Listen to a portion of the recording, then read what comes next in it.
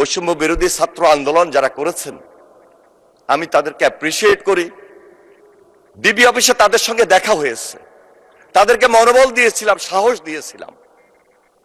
কিন্তু বৈষম্য বিরোধী ছাত্র আন্দোলনের যদি প্রকৃত নেতারা এবং সেই সংগঠনের নামে, আমি শুধু এটাই বলবো, তারা যদি আরেকটা রাজনৈতিক দল না করে ওই বৈষম্য বিরোধী ছাত্র আন্দোলন নামেই থাকতেন, তাহলে ওই পাড় আর এই পাড়ের মাঝখানে আজকে তাদের সংখ্যা আরো বেশি বৃদ্ধি হতো মাননীয় স্পিকার। কিন্তু তা হয় নাই।